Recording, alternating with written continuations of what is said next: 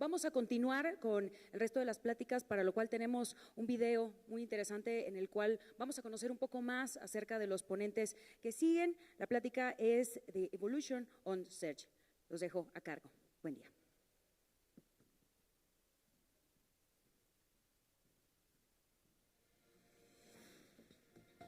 Danny Sullivan trabaja como enlace público de Google Search. Su papel es ayudar al público a entender mejor cómo funciona el motor de búsqueda de Google e involucrarse con la comunidad para escuchar sus comentarios para mejorar ese servicio.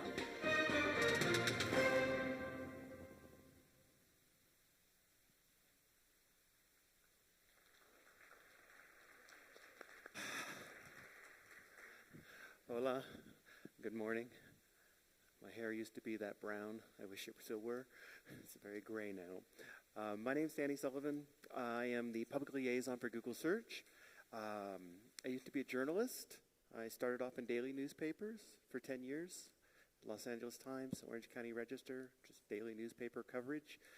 I left that in 1995 to give you some background. I saw the internet and I thought that looked interesting. I will do that for a bit.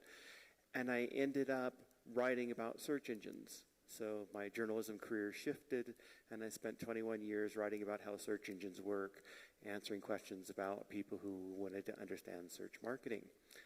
I retired from that in 2017 and thought I would take some time off and do something nothing to do with search. And Google approached me soon after and said, "Are you really retired? We could use someone to help explain search to people outside of search." So I came on into the position that I have now. I work for the search quality team, right, with all the engineers and all the programmers and the developers and all the people who do that. And I try to explain to people outside of Google what the team's doing and how Google Search works. And then I try to bring back into that team some of the feedback that comes in and some of the concerns that get raised so that people know things that are happening. So I hope that gives you some background and understanding, and I hope that it reassures you I especially understand journalism and the challenges involved with it as well. So we are going to talk about how search has evolved. I'm sure some of you, maybe many of you, remember this. You used to go and turn on your computer and get some coffee and wait for the modem to go shh and connect, and then you did your search.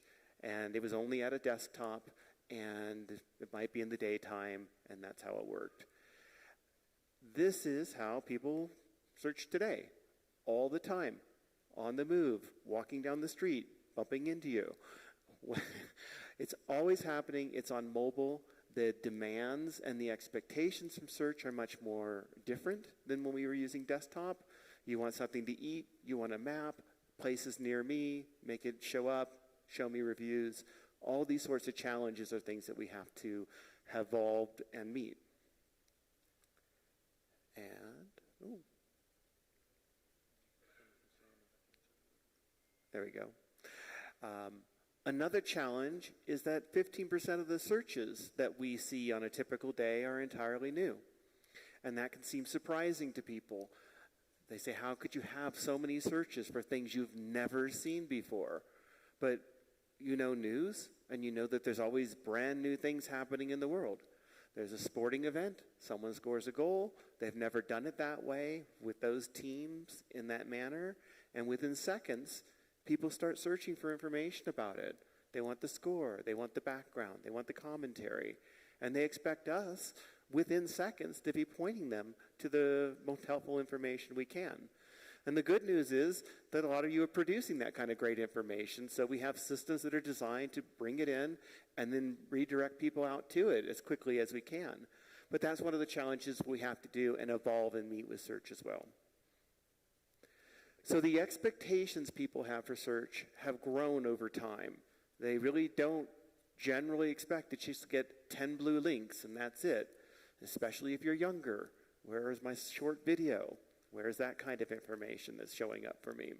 So we've evolved things and evolved the search experience to meet these expectations and to better serve all the people that we can.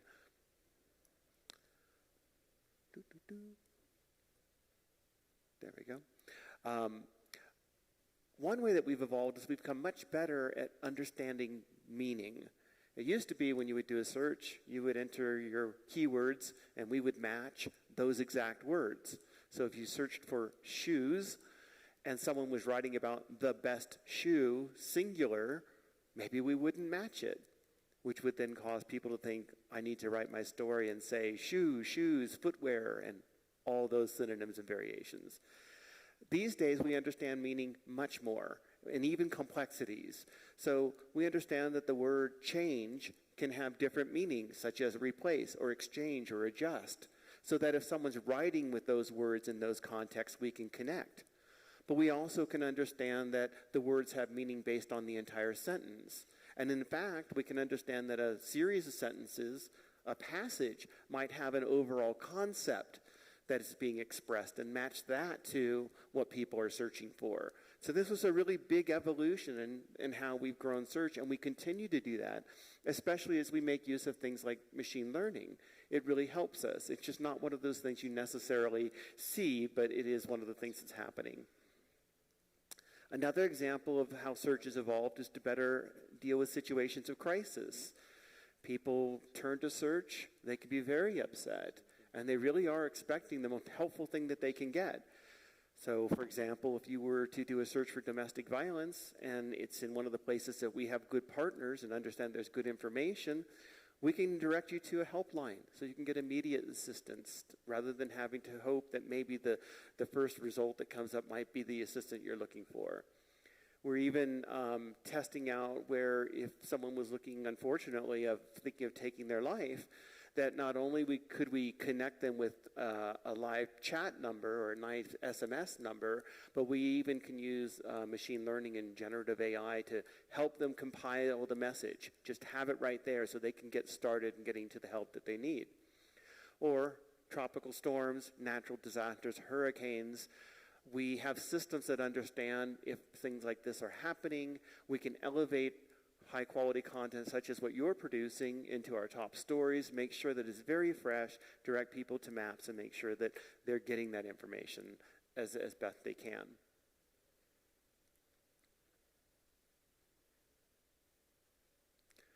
Another evolution has been the ability to search without even having to type, just using your phone, using your camera.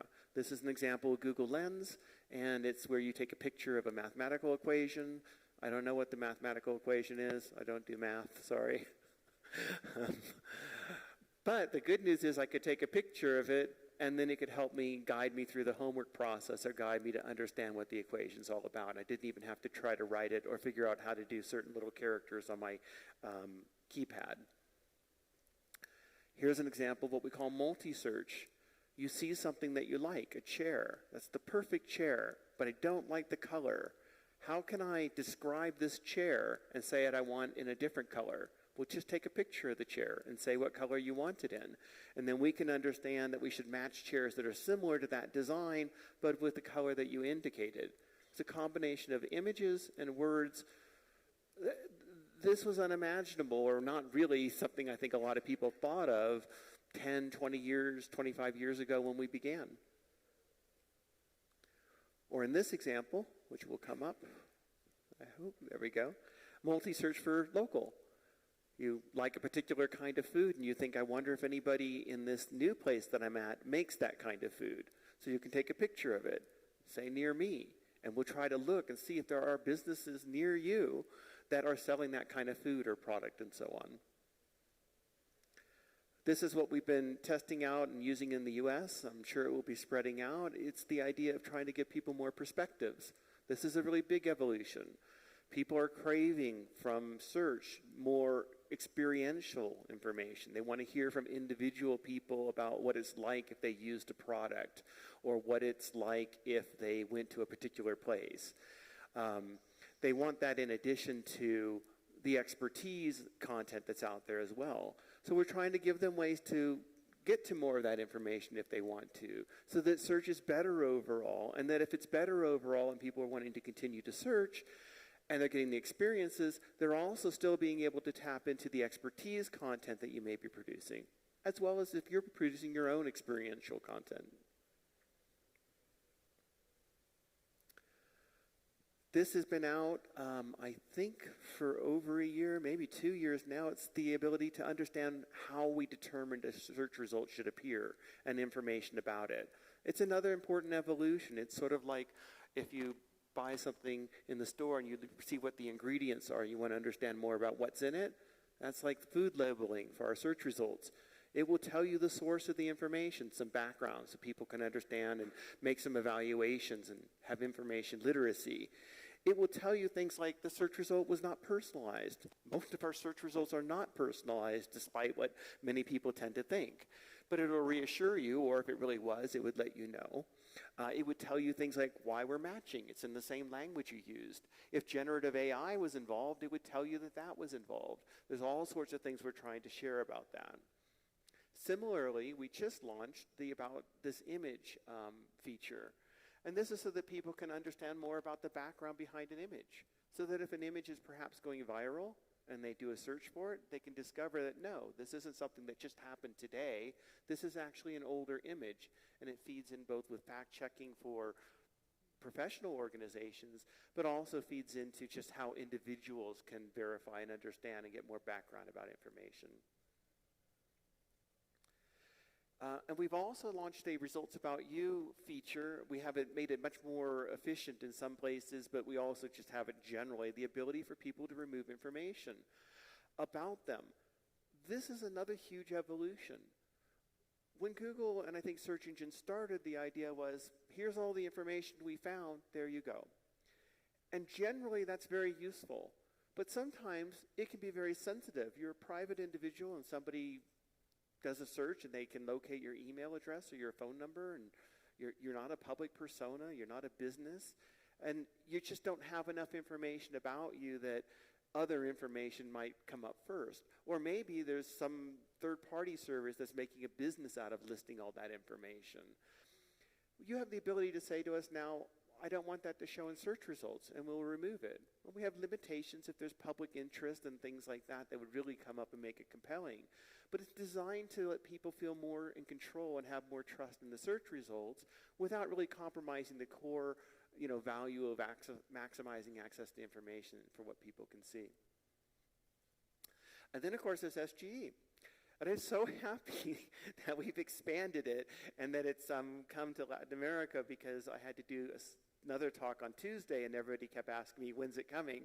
And I kept having to say, hopefully soon. So it's here.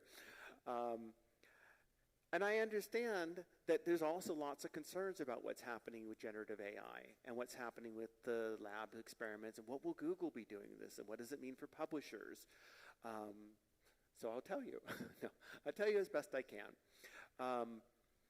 It's designed to highlight helpful information.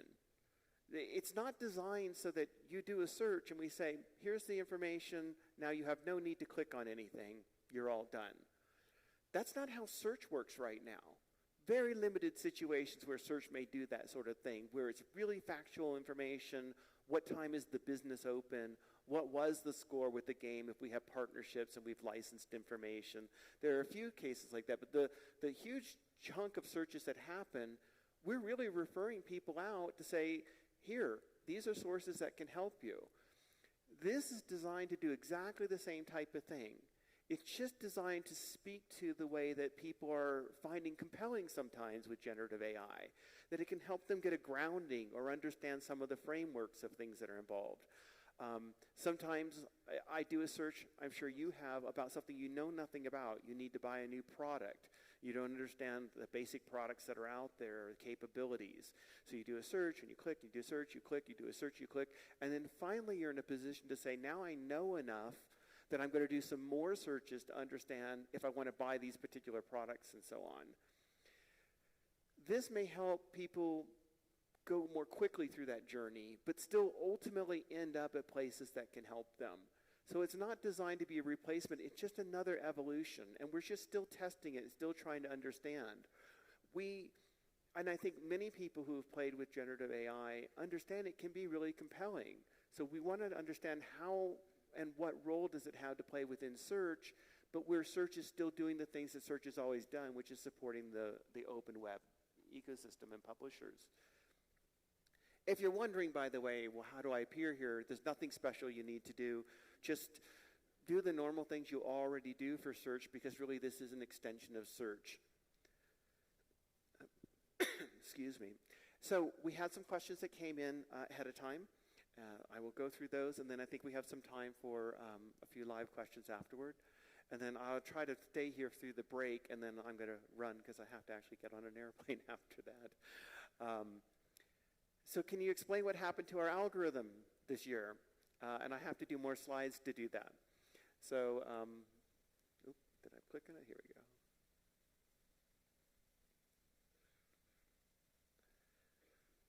So first, some background.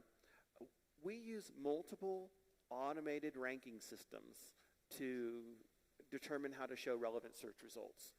We have some that are very common and work across all sorts of results. We have some that are more specific to try to improve, like if there's breaking content, to understand that there's breaking news and so on. We have a guide to these ranking systems, so you can understand more about them if you want to know some of the more notable ones that are out there, and you can read about it.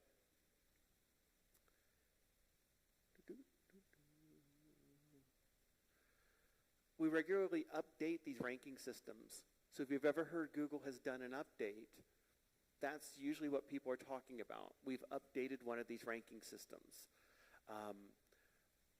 We test all the updates we do. They go through a whole evaluation process so that we really think that overall they're going to improve the quality of search results. In last year, we launched 5,000 updates, and I promise you did not hear people 5,000 times during that year say, there's a Google update going on. That's because most of the updates are fairly small, fairly incremental. You can think of it as your smartphone. Your smartphone probably updates itself 2-3 times a month, and you probably don't think much about it. It just happens. It's not a big deal. And then you probably know that maybe once a year you get a really big update. It's a whole new operating system. And even when you do that, it probably doesn't radically change the phone. It's just maybe some new features and things like that. We update search, if it was a smartphone, 5,000 times a year. And we do have these larger updates, and that's why we talk about some of those.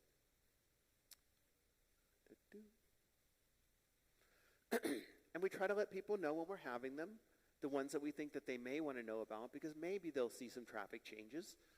They may see traffic changes that can go up, as well as maybe some traffic changes go down. Most people will not see any traffic changes at all from these updates, and there's really no reason for people to worry about the updates or change what they're doing. Vast majority of people. But sometimes there's guidance that we can give, and we do. We'll link to it, and we'll say, well, this was an update we made to try to improve our product reviews or reviews in general on search. As a reminder, here are things to keep in mind if you produce review content, because this is what we're trying to show, the kind of quality content, and if you're doing these sorts of things, you're probably in line with that. I mentioned we have these broad systems. We call them core ranking systems. We share about these updates we make to the core ranking systems, and this is probably what the question was about, one of these updates to a core ranking system. If we think they're really significant and notable, that people might see some changes happening and wonder what's going on. The important thing is, if you see changes, that's not a penalty. That's not Google is now mad at your website or anything like that. I often explain it as if you were asked to make a list of movies, the top 100 movies in 2015. So you sit down, you think about all the movies that have happened over the past 100 years, you list them all out, and these are 100 great movies. They're all great movies. They made the top 100, so they're great movies. Someone's going to be 100, someone's going to be 52, and someone's going to be 1, but it doesn't mean that they all aren't great movies. Now it's 2023, and you have to redo your list. So there's a bunch of new movies that have been made. Some of those are really great movies. You also may reevaluate the previous list and realize, gosh, that movie that I thought was not so good, I'm understanding now that it really was very good. It really should be higher on the list. Maybe there's a movie that wasn't even on the list to begin with, and you've reevaluated and think it should be there. So you make a new list of the movies. Some of the movies that might have been ranked highly have moved down. That didn't mean that they got penalized. It didn't mean that they were bad movies. It's just you reevaluated the movies overall to try to improve the overall list. That's kind of what a core ranking system does. I'm sorry that's a very long metaphor. I try to think of more ones if I can, but that's trying to explain how our ranking system works with it. Which leads to, well, how can I be successful? How do we do better with search? And well, we tell people you want to really think especially about having people-first content. That our systems, when you say, how do I do better on Google search? What should I do for you? Our response is, you should do things for people. We're trying to show content that human beings come to and think, that was wonderful. I had a great experience. And we use things that we think align with that. So for you to be successful, rather than think, well, what does Google want? Should I have this thing and that thing and this thing and that thing? You're ahead of it all if you're just thinking, how am I doing the best things for actual human beings that would read this story? I promise you, that is the best way to go and be successful with us. And we're going to work harder to try to explain that concept, because I understand more and more that it can still be difficult when people are thinking, how do I be successful for Google? And we say, oh, don't think about us. Of course you're thinking about us. But do think about people, because we're thinking about people, and that's what's bringing it all together. And we have some guidance that you can read and explain some of this in more depth. Oh, questions. Yes, no, I did have more questions. See, they're not all slides. Are there more things we should think about in addition to EEAT or Core Web Vitals? If you know what those things are, just focus on having helpful people-first content. There's no real changes to that. There's nothing special you need to do. Just focus on having the best content for people. If you don't know what those things are, don't worry about it. You either have people who know what they are, or you're just going to be fine with it. It's not something to worry about. How true is it that links pointing towards a site will not be as relevant a factor versus the content? Yeah, your content is your most important thing. It's the foundation for your success with search. It is like a foundation of a house. If you don't have that good foundation, you just started building the walls and the roof and all the things, then the house is not stable. It can't do as well as it can. If you have a lot of links, or you've got links pointing at content, the content's not very good, the links themselves might not necessarily be very good. And it just might all align with other signals that tell us this isn't necessarily the best information that's out there. But if you have great content, you'll tend to get great links. You'll tend to have other things that we can understand about the content, and you're successful with it. So it's not that links don't matter. They're part of the things that we take into consideration, but they're just one type of thing. And really, the content is the most important to really consider. I hope I didn't skip through that. Okay. What about local content coming from local sources? That's more important than national content. It can be. We've talked about this, that we've tried to ensure that when there is local news, maybe breaking local news, that we're doing more to ensure that people can get to coverage from local journalism that's happening in those locations, which I think generally people would agree with. It doesn't mean that national publications don't get included as well, but you want to have that good mixture, and you want to ensure, I believe, and that's what we believe, that the local publications are not sort of being lost. So we do have systems that are designed to do that. If you're thinking, well, how do I show up for these local queries? Just do the things you do as a local publication, and you should be fine. What's going on with AMP? Is it still a ranking factor? It never was a ranking factor. You don't have to use AMP to do better in ranking in Google search. You don't have to use it at all. If you do use it, it's not going to give you an advantage. We don't use it that way. We never have. We did use it for one particular thing, which was to decide if we showed something in top stories carousel on mobile. That was the only thing that we used as sort of an eligibility requirement. That was dropped years ago, I think, now. The thing to understand is we do want to show people content that loads quickly and has a good page experience. AMP has been one way people can do that. If it's still useful for you to do that, continue to do so, if that's a good way for you to achieve it. If you have other ways to achieve good, fast-loading content and good page experiences that's not AMP, do that. We just care that we're directing people to things that have good experiences, however it's done. Oh, discuss Discover? I'm going to need more time. So there were many questions about Discover. And typically the questions tend to be, we're getting a lot of traffic from Discover and then it goes away and where businesses are depending on it and you need to solve this for us. And I understand that. I do, and I've heard it, and we've heard it at Google. One thing to understand is that Discover has grown over time. It began with news content. It is not just focused only on news content now, and that's because people expect more from Discover. They want to get content that's beyond news. So it's grown, and if it grows, it's possible that the news is a smaller part of it. Doesn't mean it's a less important part. Doesn't mean it's not showing up for things that are relevant to people. It's just that there's more things that they're perhaps looking at, and that can change things. The traffic is not predictable. We've said it for a very long time, and I really know that that is not a great message to have to deliver, to say, well, I have been getting a lot of it. I have to make my business decisions, but how can I do that when I don't know what this traffic's like? But it's a dynamic product. It's not like keyword-driven search where you can tend to understand that there are some things that happen. You can have interests that change.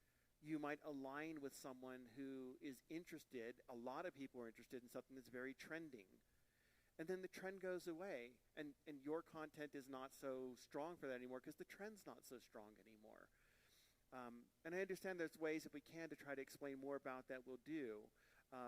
And if there's things we can do to try to ease this overall, and ways we've experimented, and I think there's ways like on Android where you can actually follow publishers, and perhaps we'll be doing more of that as well.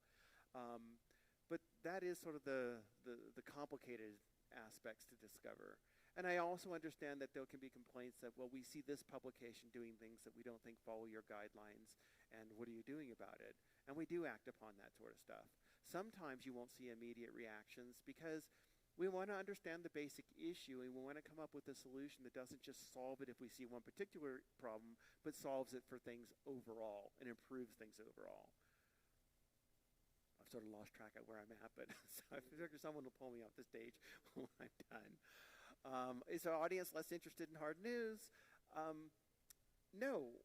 I mean, people are always interested in hard news. There's news going on all the time, and they want to know what's happening.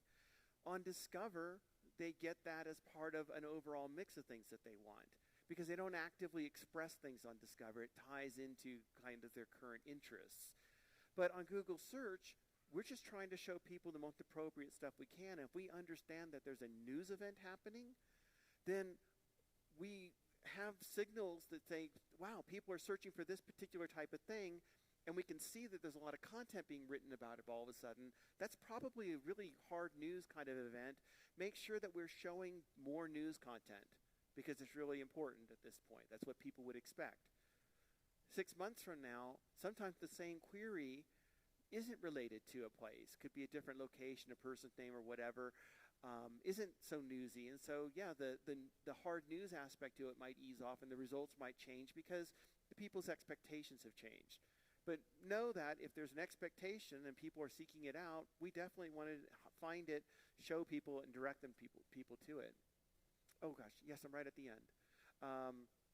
What do you do about AI? We've got all these generative AI tools now, so what should we do with it? We're focused on trying to understand the quality of content, not how it's produced. If you went back about 10 years ago, there were a lot of concerns that publications might be using freelance and low-cost workers to churn out a lot of human-written content, but it wasn't really great quality content. We didn't, in response, say, oh, there are concerns about this, so we will no longer allow content from people who are not directly employed by a company, right? That wasn't the approach you would take. You try to understand, well, how do you know that this content is quality or not in relation to everything else? So that's what we do when it comes to AI. We're not trying to understand, is this AI written or not? We're trying to understand if it's quality. There could be times when AI written content is quality, could be really useful. I talked to one person who was trying to understand if there was a way of using it to take in election results and then do a summary based on the election results for particular places in a way that maybe they just can't scale up to have human journalists do. And maybe. but it really depends. The key thing to understand is we don't think it's spam. We don't think it's a violation unless you use it to really go to an extreme. For instance, you might decide, well, I will write with AI 1,000 different versions of a particular topic.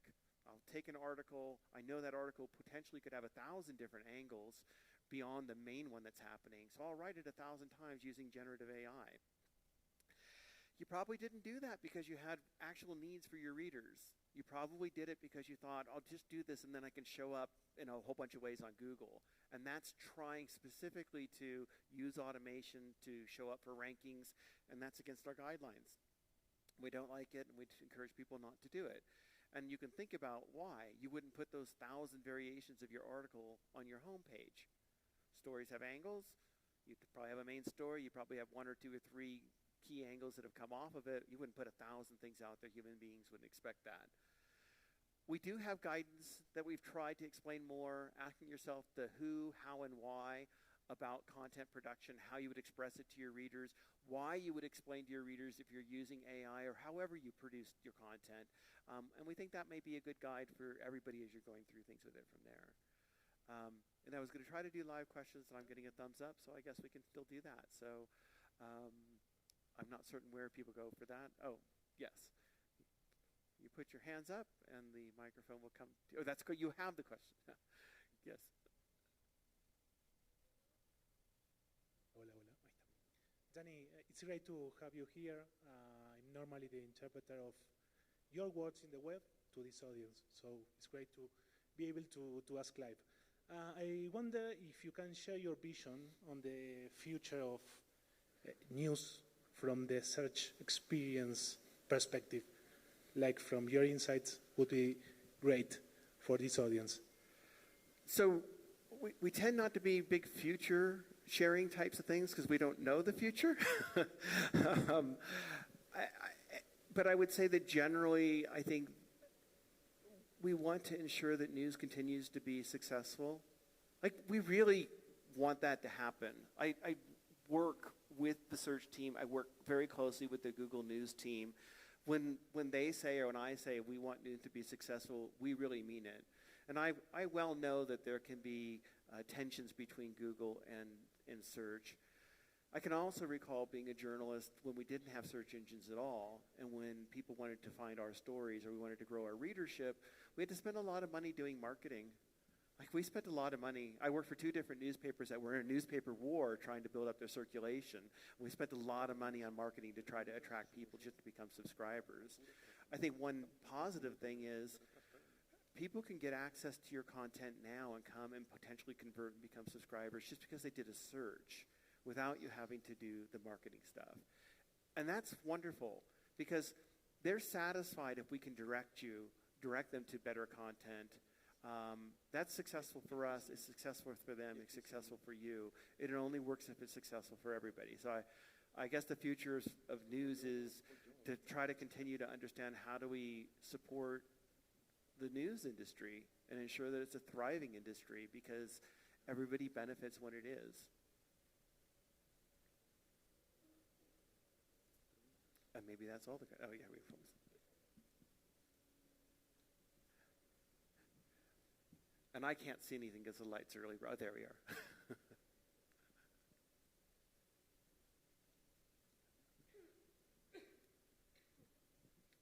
Hola, buen día. Voy a hacerlo en español.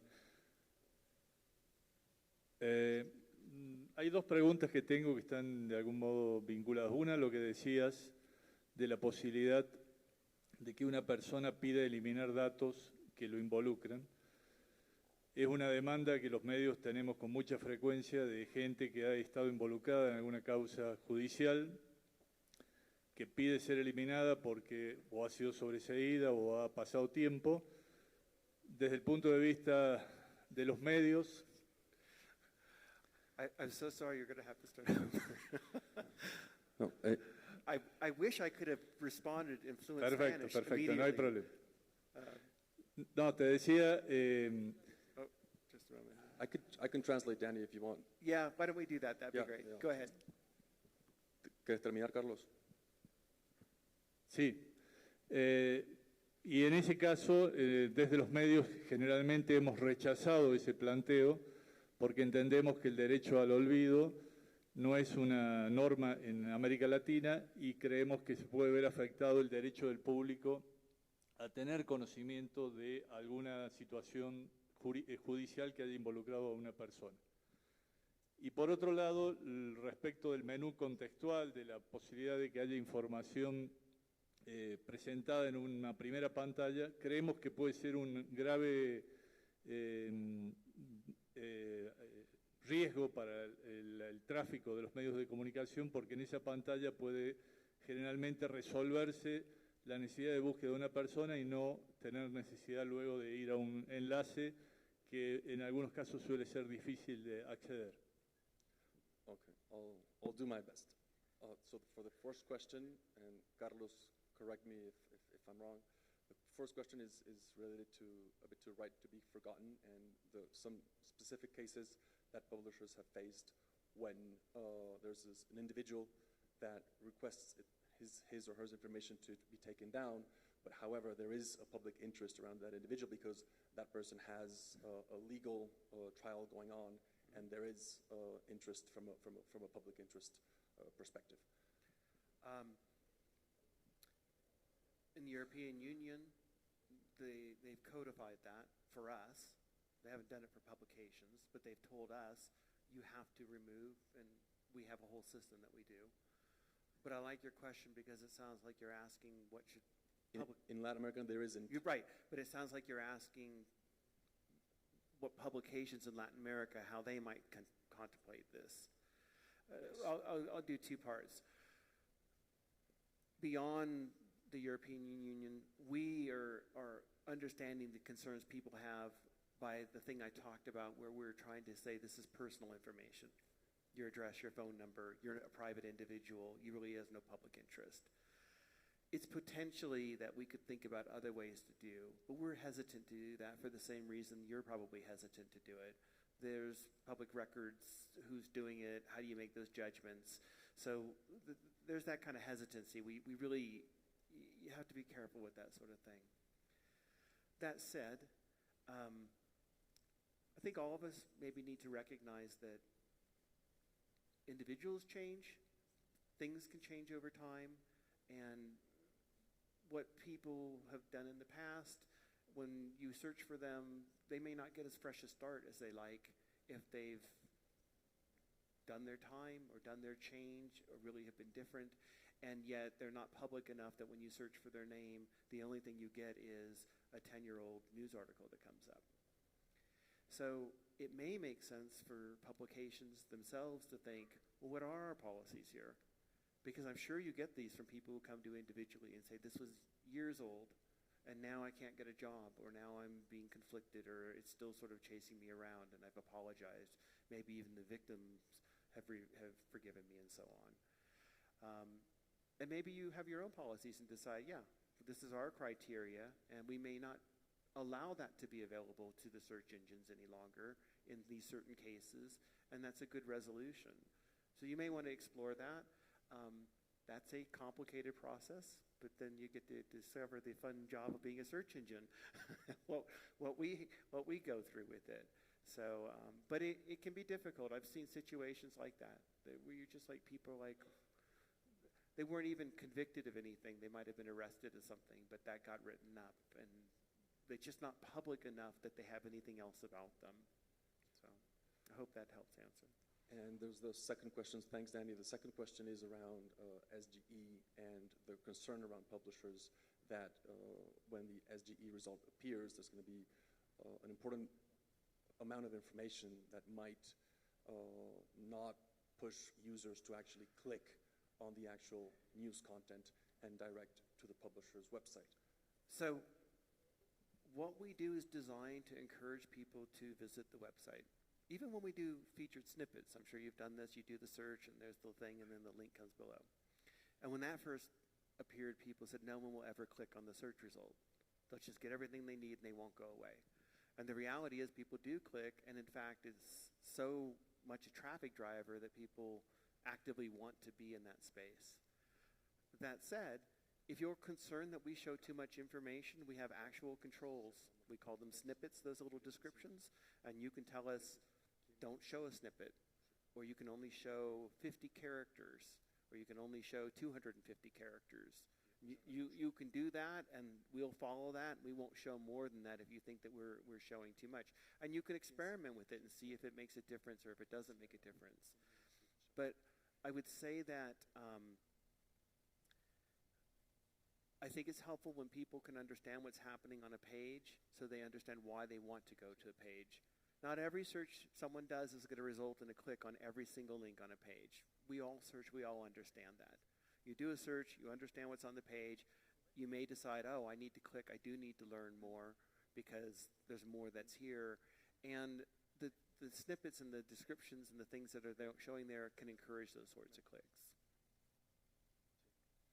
And then I think we're definitely at time with it there. So thank you so much. If there's time afterwards in the break, I will try to stay up here before I go.